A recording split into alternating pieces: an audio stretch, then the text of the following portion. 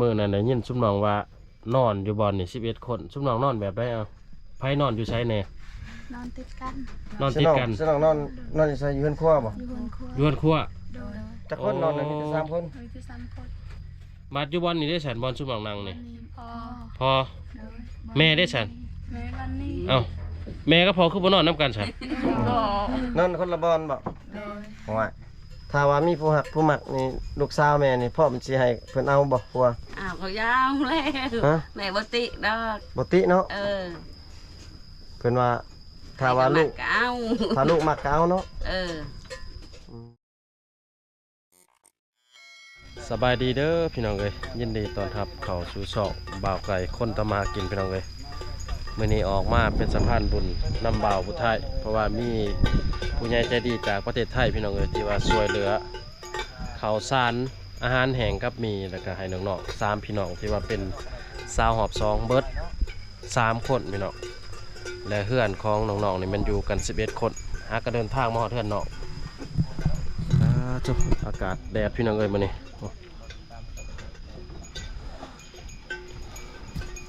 ใหม่หลายๆนี่เขาจัดสิก่อเหือนโน้สิมุกปุกเหือนแหละนี่ต้องใส่นี่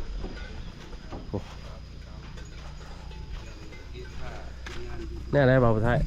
สบายดีเด้อ FC บ่าวไก่สบายดีมียังแน่มื้อนี้นะมื้อนี้มีมาม่าแล้วก็มีข้าวสารพี่น้องเอ้ยที่ว่าใหญ่ใจดีเพิ่นทางประเทศไทยเพิ่นสงสารครอบครัวของน้องแล้วก็มอบให้ทางทีมงานเฮา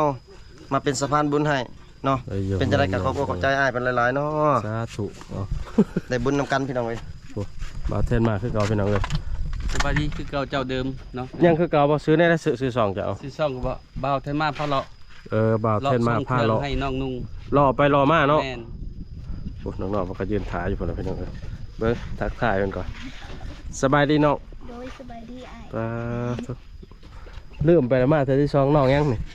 น้องร้อยน้องร้อยเนาะผู้นี้เนาะผู้นี้เด้น้องจอยน้องจอย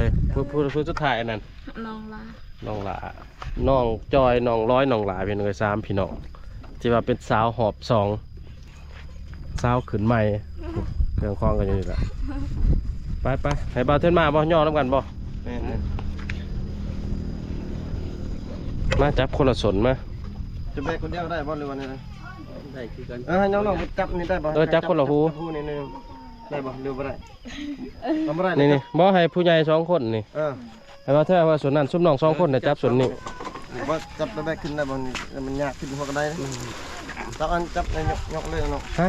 ทำได้บ่มาเลยจิซิดขึ้นบ่าบ่เบิ่งมาเขาสิซิดให้เอาขึ้นมาไปวางพุ่นซะแม่เพิ่นห้ามขึ้นเลยลืมเอามีเลยพี่น้องลูกคนไหบ่สาวหลาหรือสาวร้อยหลาเนาะสลานึงบ่อายุ15ปีพี่น้องเอ้ยตัวทั้ง2คนกำลังสิแบกพี่น้องเอ้ยแบกใช่ไหมน่ะใช่ป่ะค่อยนึกซอกโอ้ยอย่าเซฟพุ่นแม่คือเซฟแล้ว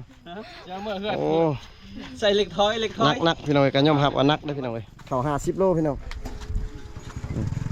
ใช่มีนะมีนี่ไปขึ้นเอาขึ้นตัวขึ้นเลยพี่น้องเอ้ยมาฮักเต้ใช่บ่อยากเฮ็ดเฮือนให้เด้อตัวนี้แล้วสิฮักบ่มีเงินสิเฮ็ดเฮือนใหม่ให้เด้อไว้แล้วมาเท่าไหร่สะดวกจิติขึ้นได้ที่สมัยนะขึ้นได้บ่ขึ้นได้ไปน้องขึ้นก่อนขึ้นแล้วพี่น้องเพื่อนเนาะนี่เป็นเพื่อนสร้างของใครเคยโตขึ้นก่อนซะโอ้ยคิดว่าตลอดบ้านขออนุญาตขึ้นเด้อจะช่วยจะถามเด้อเป็นเพื่อนพี่น้องครั้งแรกที่ว่าทีมงานเขาได้ขึ้นมาเป็นเพื่อนของน้องเลยถวยบ่วงก็ย้ายกันหนูเนาะถวยบ่วงก็ย้ายไปนี่เลยกับซิบลายทำบ่ไก่เนาะประมาณ4-5หมอเพราะว่าเพื่อนหน่อยๆอยู่น้ำกัน11คนพี่น้องเลยเพิ่นก็มีแผนว่าสิเฮ็ดเพื่อนใหม่อยู่แต่ว่าเพิ่นบ่มีงบตัวใหม่เป็นไงบ่ใช่มะเมื่อยอยู่บ่เมื่อยน้อยนึงใส่เหล็กท้อยมื้อนึงนี่เนาะแดดแห้งบ่ใส่เหล็กท้อยเลยแหลมโทษพี่น้องให้ฮอดเพื่อนนะบอกอันนี้ประตูอัตโนมัติที่ประตูนี่บ่แม่นประตูเรือนนั่นพี่น้องบ่มีล็อกเลยตัวพาไม่เหี้ยสุบายเขาได้บ่นี่นะได้ยันว่าโอ้แม่เพิ่นเอาลูกสบายดีแม่สบายดีเอาล้านเนาะ ร้านหรือลูกร้าน ล้าน คิดว่า ลูกของ ลูกจอยนี่แหละ ลูกของน้องจอย เออ ขึ้นมานี่ได้อยู่ที่เฮือนนี่ ขึ้นได้ พยายามรอพิธี กับ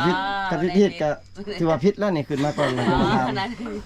ขึ้นก่อนเราจะมาทำพี่น้องเอ้ย ชุดนางเนี่ยนางเรียนกันสิ อันเรียนมาสิทำ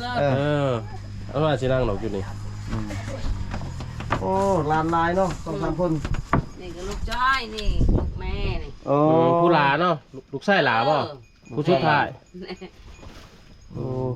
อันนั้นก็แม่นลูกน้องจอย2คนอยู่นี่อบผิวให้งามกว่าเก่า อบส่วนได้ สบายดีอีกตัวหนึงดูสบายดีงามมาดูเอาพี่น้องเอ้ยเอามื้อนี้ทางทีมงานเฮาก็มาเป็นสะพานบุญเนาะ ให้ทางอ้ายใหญ่เพิ่นจากฟังไทย ดีใจอยู่บ่น้อง ดีใจ เคยอยู่บ่ผ่านมามีคนให้คนยังบ่เคยมีบ่ บ่เคยหากระเทือนึงนี่แหละ อ๋อ เธอทำมิตรเนาะ โดย ผ่านมามีแต่อยากได้มีแต่หาเอง โดย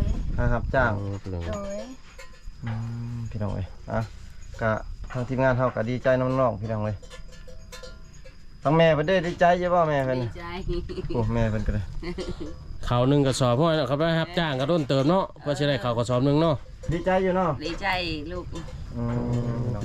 เบิดแล้วที่ข่าวหั่น หมดแล้ว ได้ยินข่าวว่าใหญ่เพิ่นว่าโอ้ยน้องๆเพิ่นบ่มีข้าวกินว่าซั่น เอามีนะ เพิ่นว่าไปฝากน้องแล้วว่าซั่น โอ้ เงินที่ยังเหลือเล็กน้อยก็อ้ายก็ไปซื้อมีมาเติม โดย พอได้ต้มกินเนาะกันเวลาบ่มีอาหาร ได้จักมือตามมามีแก๊สหนึ่งเนี่ยเอา บุคคลชื่อบ่ฮอดมือบ่เกิด บ่ยันบ่ฮอดมื้อต้องเสียยันบ่ฮอดมื้อมีเพิ่นว่า มันจักซองเลยนะฮะ สบายบ่ 24บ่ 34 เออประมาณเอาอะไรประมาณคันว่ากินเช้าเที่ยงแรงก็สิบ่ฮอดมื้อของมื้อนึง ครับว่ากินแบบนี้เนี่ยก็ประมาณ2-3 มื้อพี่น้องเอ้ย ตัวนี้ก็ไว้กินยามอยู่เพื่อนสุกเซิน โดย เนาะเวลาเฮามาแต่หัวแต่ส่วนบ่ทัน บ่ทันเฮ็ดอยู่เฮ็ด บ่ กิ เฮ็ด น อยู่เฮ็ดกินก็ลวกตัวนี้กิน โดย ก็พอได้แก้ไขหน่อยนึงพี่น้องเอ้ยคือข้าวนี่เด้ฮอดอยู่บ่เดือนหนึง ในบ่สอบหนึงของเดือนหนึงนี่ ได้ฮอด บ่ฮอดเนาะ อ๋อ พี่น้องเอ้ย พอคนหลายเด้บ่าวไทย แม่น 11คนบ่แม่ในเฮือนนี่ โดย ทั้งเอ้ยไผบ่มีติเอ้ยไผบ่มีเนาะ มี มีแต่ลูกเองแล้วก็หลาน เครื่องใช้เครื่องซอยเสื้อผ้าหน้าแพรนี่มีแต่เท่านี้ที่เฮาเห็นนี่บ่ มีแต่เท่านี้เนาะบ่หลายเด้อพี่น้องเอ้ย มีหั่งนะลูกคือว่าแหละอยู่ในเขตชนบทเนาะพี่น้องเอ้ย ผ้าห่มนี่ก็เท่านี้เนาะผ้าเสื้อหยังนี่เนาะ โดยแม่ ว้าพี่น้องเอ้ยเพื่อนชาติเนาะ3พี่น้องสาวมังกรพี่น้องเอ้ย FC ท่านใดที่ว่าสงสารน้องๆเพิ่นหรือว่าครอบครัวน้องเพิ่นก็สามารถซัพพอร์ตน้อง อยู่ร่วมกัน11คนเนาะบ่าวไทยเนาะ แม่นอยากได้อยู่ที่แบบ มีคนผู้ใหญ่ใจดีมาซัพพอร์ตหรือว่าช่วยเหลือนี่อยากมีอยู่บ่ อย่างนี้ อยากมีอยู่เนาะ โดย อยากให้เพิ่นซอยอยู่เนาะมีบ่ FC เสร็จหาหลังจากที่สุหมายมาถ่าย มี จักคน 2 คน 3 คนประมาณนั้นแหละ เออ ลมเพิ่นอยู่ที่ ลม เพิ่นโทรมาก็รับล่มเพิ่นเด้อ ดึกคืนก็โทรได้เราโทรเอาไปฮับ อ เราไม่เน็ต 12โมงก็โทรบ่ โดย โอ้ล่มตอนนึก คันมีเวลาก็ลมเนาะคันบ่ เออ เฮาค้าเวียกค้างานก็บอกเพิ่น แม่น เนาะ ส่วนว่าเอ้ยน้องสิไปเสียอย่าให้อย่าสนกันเด้อมื้อนี้ก็บอกเพิ่นน่ะนะ แม่น โดย เวลาบางๆสมน้องก็ล้มบ่แม่นว่าสิล้มจนปลายเวียกปลายงานเนาะว่าใช่เนาะ แม่น อืม คันว่าเพิ่นมักเพิ่นฮักกะคันสิน้องฮักมักกะบอกเพิ่นฮักคือกันว่าสิเนาะบ่ให้แบบว่าเพิ่นโทรมาแล้วก็บ่รับแล้วก็วางสายบ วา อก งสายใส่ครับ บอกก็บ่เฮ็ดเนาะบัดนั้น บางเทื่อล้มก็เพิ่นไปเล็กๆน้อยๆก็บางเทื่อเพิ่นใจดีเพิ่นซื้อนั่นซื้อนี่ให้ก็มีเพิ่นช่วยเหลืออยู่สงสารเด้ ผ่านมานี่มีได้เนาะบ่ไกลเนาะ มี คือ หลย คนที่ว่า อยู่ เพิ่นช่วยแล้วแบบบ่รับเพิ่นบ่ล้มเพิ่นสินะเพิ่นสิว่าเครียดซัง แม่น อ้าว เพิ่นก็บ่อยากซอยได้อผู้เฮาซอยเนาะ แม่ โทรไปก็บ่รับหรือว่าแชทหาทักหาก็บ่ตอบนี่พี่น้องเอ้ยเพราะว่าดนตรีแต่ผู้ใหญ่ใจดีแล้ว แม่นไม่ได้คือว่าเงินเน็ตคือว่าน้องตั้งได้แต่2มื้อบ่น้องว่า โดยเอางง เอา ก็เลยตะ เท่าไรตั้งเท่าไร 50,000แม่ 50ได้2มื้อ โดย 50,000 มันเคยนะอยู่ บ่ แล้ว บ่คุ้ม50,000บ่ได้ บ่ล่ะครับบ่ได้ลิ้นดุปานใดติ บ่ มันบ่ได้เบิด อย่าน้อยเบิ่งเบิดมื้อเบิดเว้น บ่ บ่ธรรมดามันบ่เบิดน่ะสำหรับ บ่เบิด 50,000ยันน้องตั้งเพชรน่ะบางทีก็ได้ เบิ่งแล้ว สิแม่นแหละ บ่แล้วอาสิตั้งให้ใหม่อาสิโอนใหม่ เอาหุ่นแหละ เอาบ่ มือใหม่ เอา อาสิเติมให้แล้วนี่อาสิเอาเงิน IX ให้เติมให้ โอนันตังโอ พี่น้องเอ้ย โทรศัพท์3คนใส่เครื่องเดียวกัน 3คนสั่นเครื่องเดียวเนาะ โดย ไผใส่ลายกับหมูโทรศัพท์ไผจับลายกับหมู พร้อมแหละ น้องร้อย เออ น้องร้อยเป็นเจ้าของโทรศัพท์ แม่น โทรศัพท์เป็นกันน้องซื้อเอามันบ่ เราซื้อเองแล้วเราไปทำงาน โอ้ โอ้ ซื้อเท่าไหร่น้อง เป็นกี่บาทล้านหก ล้าน6แสนประมาณ 2,000 3,000พี่น้อง บ่ได้โทรหาผู้บ่าวผู้แฟวเนาะแต่ว่าบ่มีเด้ตอนนี้พี่น้องสังสรรค์ยังโสดเบิดบ่ยังโสดคือเก่าบ่ ย่านว่าบ่ได้มาประมาณอาทิตย์หนึงแล้วสิมีแฟนบ่ได้บางเทื่อ บ่ ยังคือเก่าพี่น้องเอ้ยคือมื้อนั้นได้ยินซุมน้องว่านอนอยู่บ่อนนี่11คนซุมน้องนอนแบบใดเอาไผนอนอยู่ไสแน่ นอนติดกัน นอนติดกัน พี่น้องนอนอยู่ไสอยู่เฮือนครัวบ่ อยู่บนครัว ย้วนครัว โดย จักคนนอนน่ะมีแต่3คน โดยคือ3คน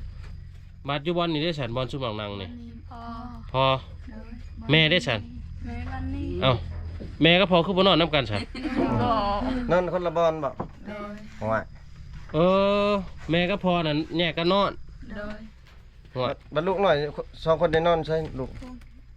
โอ้นอนอยู่เพิ่นอีกโอ้อยู่ทางหลังเด้อพี่น้องเอ้ย อืม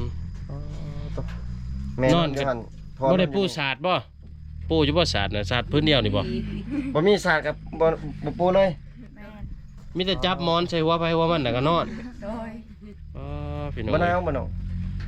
หน้าคือการกดเอาเงินหาบ่มี อดเอาย้อนทำบ่มีเนาะ โดย ยามหนาวมีแต่กอดกันคือชุมน้องว่าบ่เออพี่น้องเอ้ย กด3คนนี่แหละ คือน้องว่าเอานึงนี่ บ่มี บอล อารมณ์ บอลที่น้องๆนั่งนี่แม่นพอ พอ พอกับน้องบ่นอน พ อ อยู่ ผู้ นี่ เดียว แม่นน้อง น้อง โอ้ อีก โดย โอ้ โอ้บาด3คนน้องน่ะไปนอนอยู่เฮือนครัวบ่อนเฮ็ดกินพุ่น โดย อืมบาดผู้บ่าวขึ้นมาดินได้ใส่ได้ใส่ ครับน้องคือมีดาว บ่มีผู้บ่าว ตอนสมมุติว่าหั่นนะ สมมุติว่ามีได้ซะเขาก็ขึ้นล่มที่นี่เลยบ่ได้บ่ ขึ้นไปพุ่นมาหาน้องอยู่เฮือนผู้บ่าวพุ่นบ่ ได้ก็คือเราเมื่อลง เออ จะได้ พ่อแม่บ่หายบ่บ่หายบ่ ไม่ได้ให้ อืม ฮิตสุเฮาเนี่ยเป็นนั่นแหละ คือเฮ็ดชุนอกนี่คือว่าขึ้นล่มอยู่เฮือนเลย แม่น อืม เออ ลักษณะผู้สาวนอนอยู่ใช่แหละ ไปล่มอยู่วันนั้น แม่น โอ้พี่น้องเอ้ย คือน้องตะกี้หันน้องได้ผัวตะกี้ผู้บ่าวขึ้นมาล่มอยู่หันบ่ โดย โอ้คือกันเนาะน้องกันเนาะพี่น้องเอ้ย ประมาณจักโมงเข้ามาล่มผ่านมาสมมุติว่าผู้บ่าวมาล่มนะ 7 โมง 7-8 โมง 8 โมง แสดงว่าพ่อกับแม่นี่นอนแล้วบ่ นอนเลยได้ เออ เพิ่นก็เบิ่งเลยเนาะว่าล่มกันยังเนาะ เว้าแห้งๆบ่หรือว่าค่อย คอยเลยเขาอยากนอน ๆ เออเดี๋ยวนั่น บาง ได้บ่ ที ใช่เอ้ย บางทีผู้บ่าวมาเมาซึบๆเนี่ยเว้าดังๆได้ซะได้อยู่บ่ ดังๆกะให้มันเลยให้ลงเลย โอ้ลักษณะเข้าหักคู่ ได้ล นะ ง บ่ เลย ใช่ เนาะ เขาจับผู้บ่าวผู้สาวมาล่มเข้าหักคู่แบบ ต้องค่อย คือค่อยๆบ่คอยแห้งอีกตามจังหวะ ๆเกรงใจ นะ พ่อแม่นอน เพราะว่าน้องๆบ่มีห้องเลยพี่น้องเอ้ยพ่อพานอนอยู่ทางประตู นอนรวม คิดว่าย่ามลูกสาวบ่แม่นเด้แต่แท้ผู้บ่าวเขาไปล่มแล้วลูกสาวอยู่ แม่ นะ นว่ายามลูกสาวมาให้คนมาขึ้นเนาะ แต่ว่าเขาเจ้านอนบ่มีบ่อนนอนแน่อืม ให้แม่เพิ่นมานั่งนํนี่แม่ เออ มานั่งนํนี่ละ ดีกันนะ เพราะว่าบางเทื่อสิถามค่า ขาดอก ค่า ขาด ด อ อง งค่าชิดช็อตได้บางเทื่อ FC เพิ่นเบิ่งเพิ่นจะฮู้เด้ สิเบิ่งลายนะบัดนี้ก็สิให้แม่ขอบใจเนาะสิน้องพังเนาะแม่ขอบใจอ้ายใหญ่เพิ่นที่ว่าช่วยข้าวช่วยน้ำให้แน่ขอบใจเพิ่น ขับใจนะลูกเอ้ย ให้อวยพรเพิ่นเอา เออ บ่เป็นบ่บ่ ไผ เป็นเนาะ เป็นเอาไผเป็นได้เนี่ย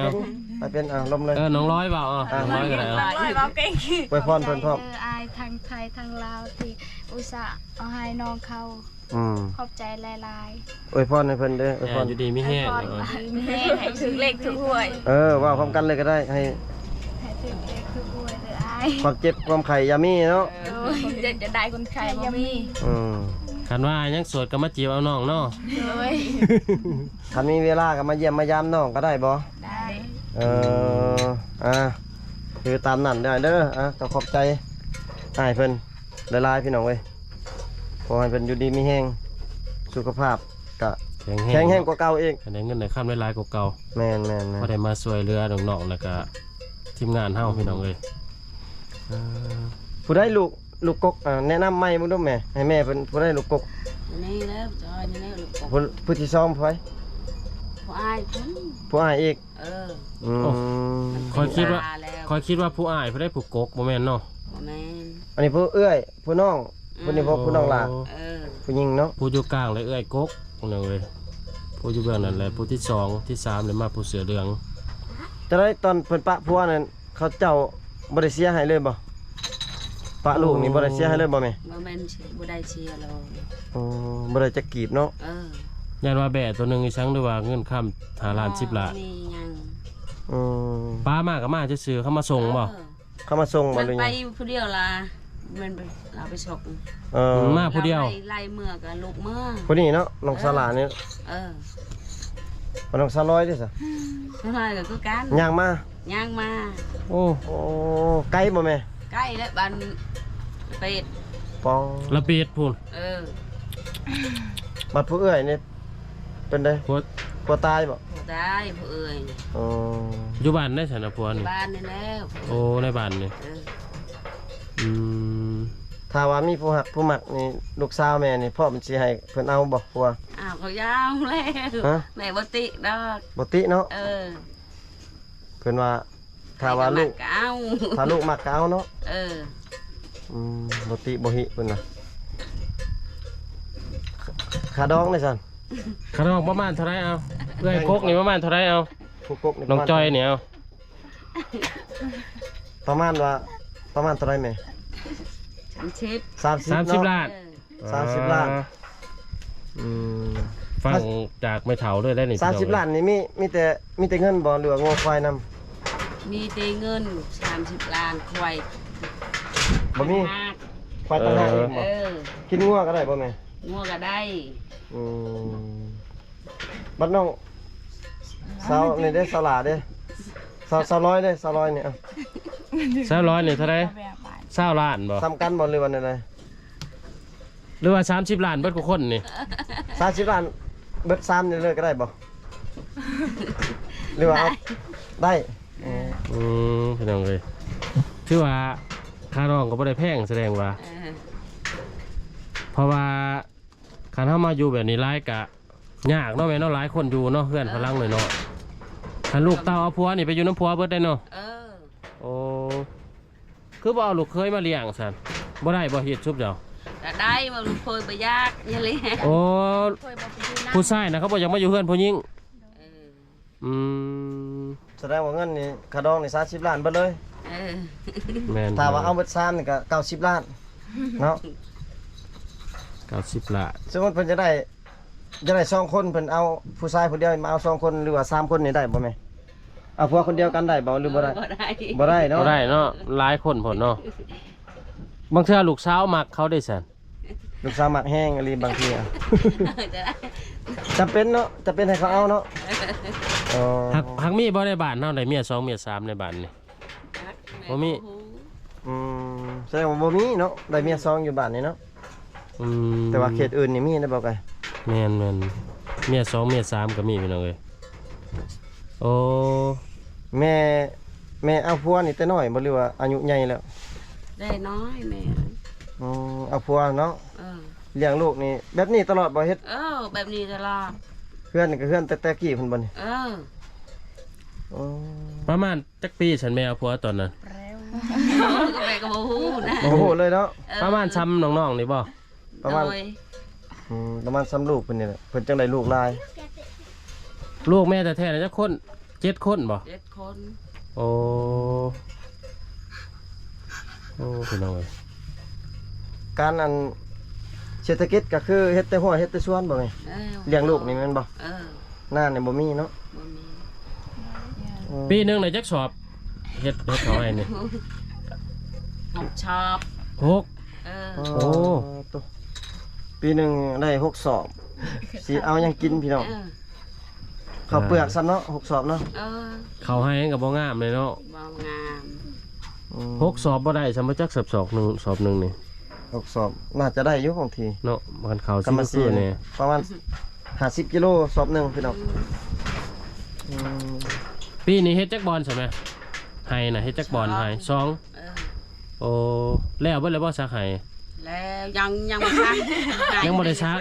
ยังบ่ตก แต่ว่าก็ฝนตกมาแล้วซักเลย บ่ตกก็ซักเลย แม่เพิ่นเว้าภาษาลาวบ่เก่งเนาะ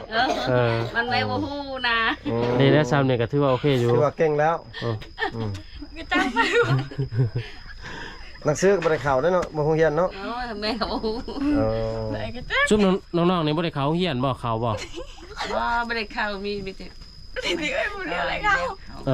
อมีแต่น้องจอยเข้าผู้เดียว มีแต่เอื้อยพูด ฮอดห้องได้บ่หา ปห้า เออ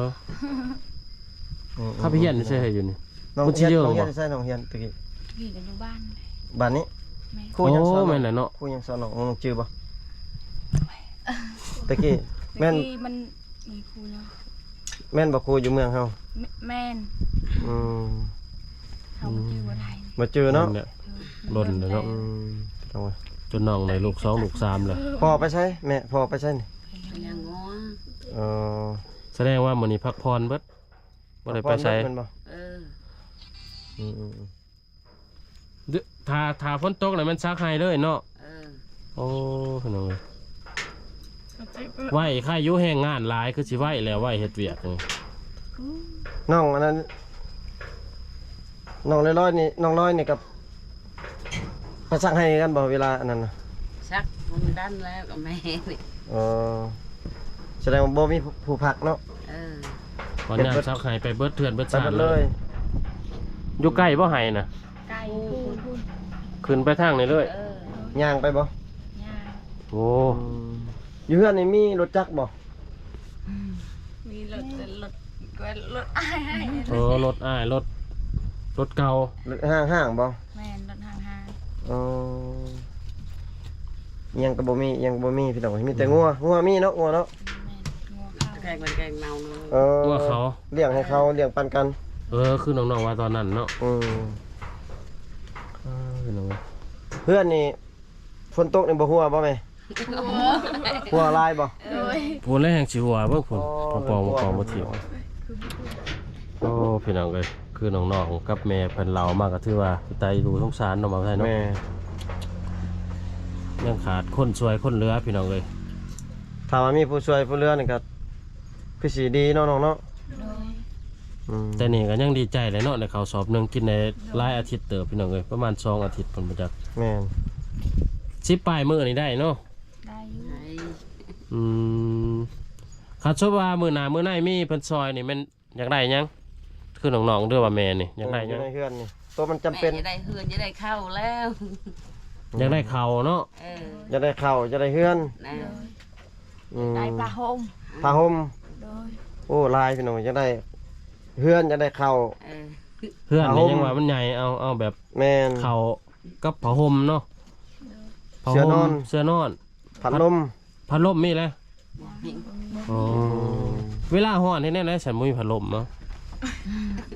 อดเอานอนอดเอาเลยได้มั้ง บ่ได้มีแนววิบ่ มีแต่เจี้ยเอาเจี้ยนั่นแหละวี เออพี่น้องเอ้ยก็ คันเวลาหนาวก็ถือว่าผ้าห่มพื้นเดียวบ่ห่มอ่ะจักพื้นผ้าห่มซุมน้องนอนซับมกคามคนนี่ พื้นเดียวพื้นเดียว อืม ถือว่าอย่างเลยเนาะว่าไทยเนาะพื้นเดียวห่มนำกันละ3-4 คนพี่น้องเอ้ย ชื่อน้องอยู่นำกันหลายคนบัดนี้บ่ผิดกันบ่มีบ่ผิดกันมีบ่2-3ไอ้น้องมีบ่ ผิดเวลาผิดก็ผิด ผิดจะลายผิดเรื่องหยังเนาะเฮ็ดเวียกบ่เรือเฮ็ดหยัง ญาติผู้บ่าวกันบ่ บ่ แสดงว่าส่วนน้อยเนาะสิผิดกันเนาะส่วนหลายก็ถือกันพี่น้องเพิ่นเนาะ อืม ก็ถือว่าความต้องการน้องๆก็มีข้าวกินเนาะหลักๆเนาะว่าไทยเนาะ แม่นเขากินกับผ้าห่มเสื้อนอนแล้วก็ลักษณะก็คือเงินนั่นแหละเนาะให้เงินก็เพิ่นไปซื้อให้ซื้อผ้าซื้อข้าวเนาะ หรือว่าถ้าว่าผู้ใหญ่ใจดีอยากซอยให้ แม่น ทีมงานเราไปซื้อให้ก็ได้พี่น้องเอ้ยเอามาให้น้องๆหรือว่าอยากเอาเงินมาให้น้องๆเลยก็ได้ แม่น ยิงตามความสะดวกพี่น้องเอ้ย คือวันนี้แล้วนี่ฮะเพิ่นให้เอาเงินไปซื้อข้าวมาให้ก็ซื้อข้าวมาให้ซื้อให้มาเป็นแต่สะพานบุญให้ เป็นผู้ เอามามอบให้ มอบให้ต่อจากเพิ่นอีก ถือว่าคลิปนี่ก็ปิดไว้ซ้ำนี้ก่อนพี่น้องเอ้ยแล้วจังรอถาเบิ่งคลิปต่อๆไปมึงเทื่อมื้อนี้ก็สิอยู่ติดตามวิถีชีวิตของน้องๆ3คนนี่ว่าเต็มหน่วยมือละเว้นในเฮ็ดแบบใดเฮ็ดหยังแหน่นะคือความต้องการน้องๆคือเฮาว่าอะไรเพิ่นอยากได้ข้าวกินกับพวกบอลอยู่บอลนอนพัดหลอกพัดลมพี่น้องเอ้ยพอได้บรรเทาความร้อนแน่คือเขาวสอบหนึงนี่ก็ได้อยู่ประมาณ15มื้อเพิ่นว่ากินเพราะว่าคนอยู่นํกัน7คนประมาณ11 คน จุดีไม่แห้งเบิดทุกคนยังพอกันไหมเถอะหนาพี่น้องเอ้ยบ๊ายบายแน่เนาะ